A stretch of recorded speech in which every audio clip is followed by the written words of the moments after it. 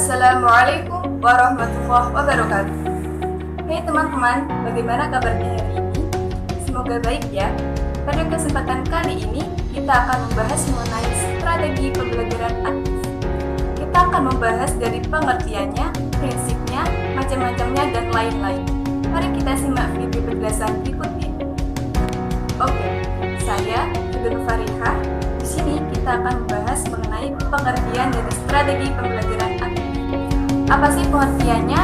Kira-kira ada yang sudah tahu belum ya? Oke, kita bahas di sini ya. Strategi. Kata strategi berkaitan dengan cara, taktik atau metode untuk melakukan sesuatu. Sedangkan pembelajaran adalah proses interaksi peserta didik dengan pendidik dan sumber belajar pada suatu lingkungan belajar. Dan aktif dalam bahasa Indonesia diberi arti giat, bekerja dan berusaha, dinamis atau bertenaga, mampu beraksi dan bereaksi, serta mempunyai kecenderungan menyebar atau berkembang.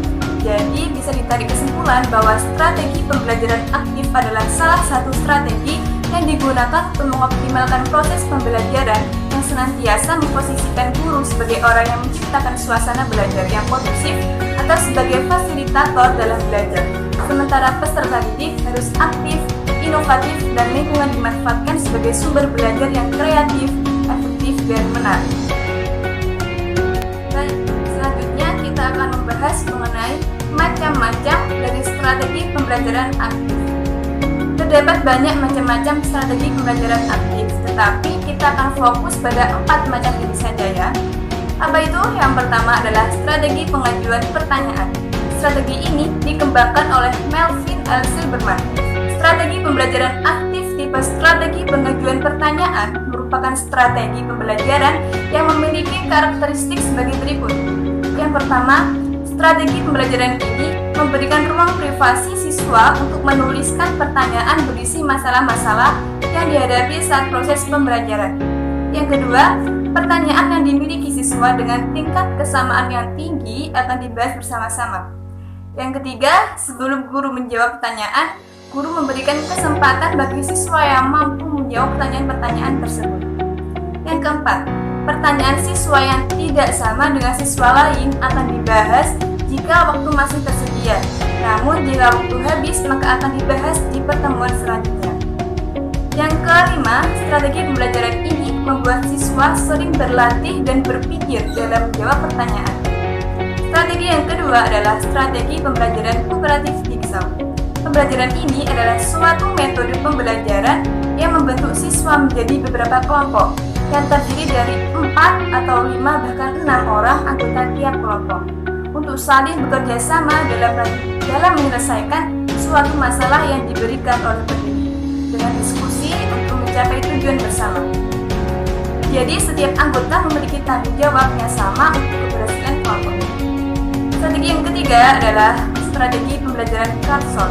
Metode ini adalah suatu aktivitas di mana siswa mempelajari materi dengan cara mengidentifikasi, mencari dan menggunakan informasi dari berbagai sumber dan mensortir kartu ke dalam kategori yang benar. Selain itu, Silberman menjelaskan langkah-langkah penggunaan metode Carlson sebagai berikut. Yang pertama, setiap siswa diberi kartu indeks yang berisi informasi atau contoh yang cocok dengan satu atau beberapa kategori. Yang kedua, siswa diminta untuk berkeliling ruangan dan mencari siswa lain yang memiliki kartu dan kategori yang sama. Yang ketiga, setelah siswa mencocokkan kartu dengan kategori yang sama, guru melakukan evaluasi pembelajaran. Strategi yang terakhir adalah strategi pembelajaran debat aktif. Model ini dirancang khusus untuk meningkatkan kemampuan berbicara siswa.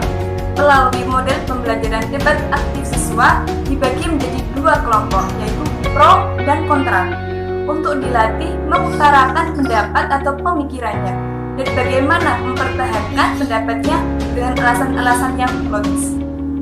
Dalam model pembelajaran ini, guru hanya sebagai fasilitator proses pembelajaran, sedangkan siswa ditempatkan sebagai pusat perhatian utama dalam kegiatan pembelajaran melalui tahapan-tahapannya. Hai teman-teman, perkenalkan nama saya Siti Mutmainah. Di sini saya akan menjelaskan materi tentang prinsip-prinsip strategi pembelajaran aktif. Dalam penerapan strategi pembelajaran aktif, seorang guru harus mampu membuat pelajaran yang diajarkan itu menantang dan merangsang daya cipta siswa untuk menemukan dan mengesankan bagi seorang siswa. Untuk itu, seorang guru harus memperhatikan beberapa prinsip dalam menerapkan pembelajaran aktif. Apa saja sih prinsip-prinsip pembelajaran aktif itu? Oke, yang pertama yaitu prinsip motivasi. Prinsip ini mendorong seorang siswa untuk melakukan sesuatu. Kalau ada seorang siswa yang malas belajar, seorang guru harus menyelidikinya. Mengapa ia berbuat demikian? Guru hendaknya menjadi pendorong, motivator agar motif-motif yang positif dapat dibangkitkan dan ditingkatkan dalam diri seorang siswa. Lanjut prinsip yang kedua yaitu prinsip latar atau konteks. Prinsip ini mempelajari suatu hal yang baru baik secara langsung atau tidak langsung yang saling berkaitan. Oleh karena itu, para guru menyelidiki apa kira-kira pengetahuan, perasaan, keterampilan, sikap, dan pengalaman yang telah dimiliki oleh seorang siswa. Prinsip yang ketiga yaitu prinsip keterangan dan fokus tertentu. Pelajaran yang direncanakan dalam suatu bentuk pola tertentu akan mampu mengaitkan bagian-bagian yang terpisah dalam suatu pelajaran. Tanpa suatu pola, pelajaran dapat terpecah-pecah dan para siswa akan sulit untuk memusatkan perhatian. Untuk itu, titik pusat ini akan membatasi keleluasaan dan kedalaman tujuan belajar.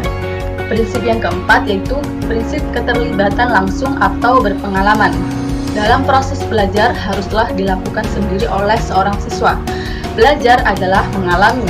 Belajar tidak bisa dilimpahkan kepada orang lain, karena belajar yang paling baik adalah belajar melalui pengalaman secara langsung. Prinsip yang kelima yaitu prinsip pengulangan.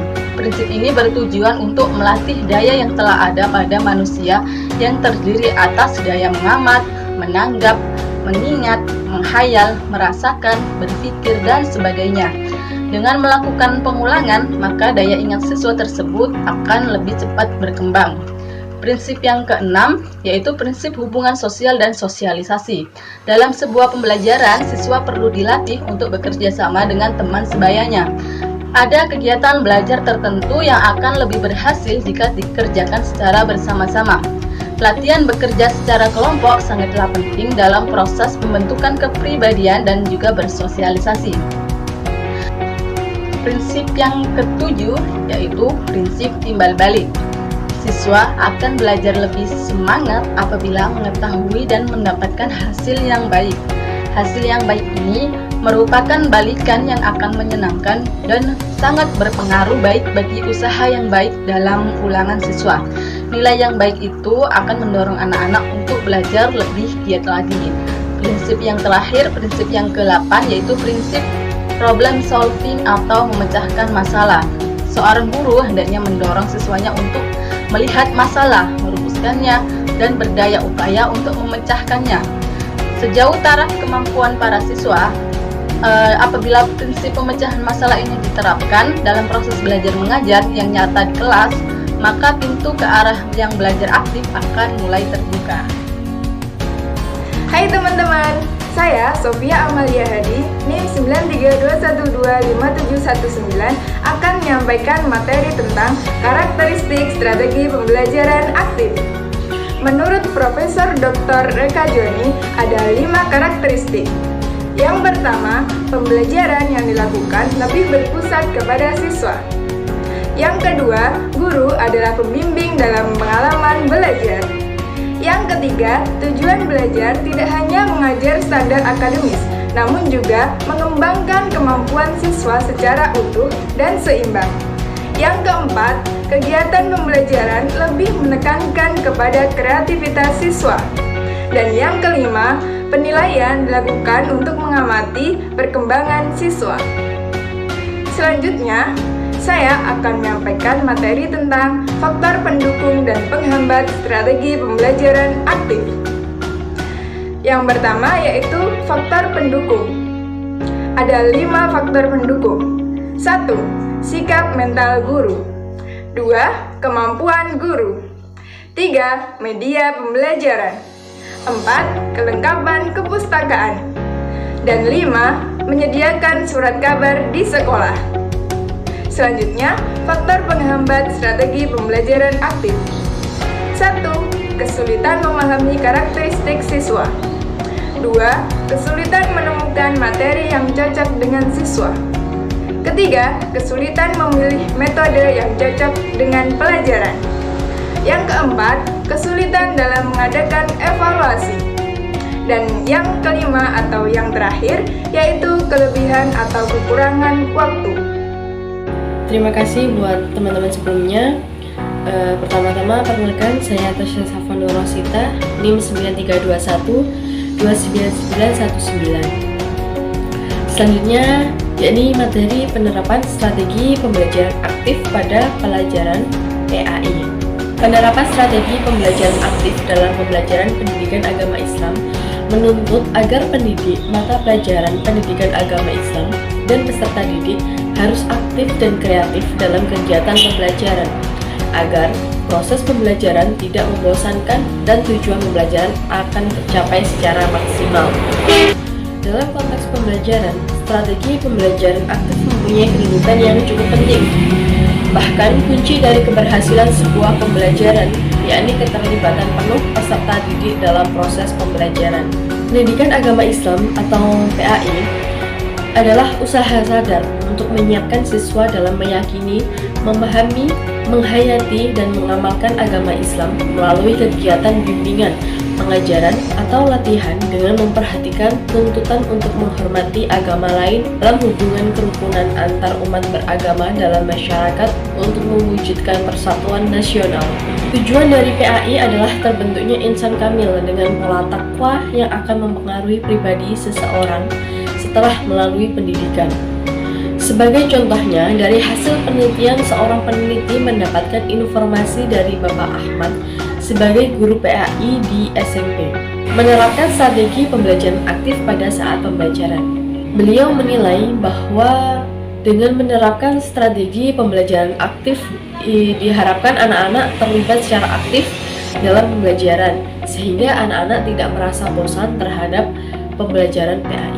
Bapak Ahmad berharap anak-anak dapat menikmati pembelajaran dan dapat menerapkan dalam kehidupan beribadah sehari-hari. Di antaranya strategi pembelajaran aktif yang digunakan yakni strategi pembelajaran modeling the way, strategi pembelajaran group resume, strategi pembelajaran jigsaw learning, strategi pembelajaran small group discussion, dan strategi pembelajaran everyone is teacher here yang diterapkan sesuai dengan materi yang akan diajarkan.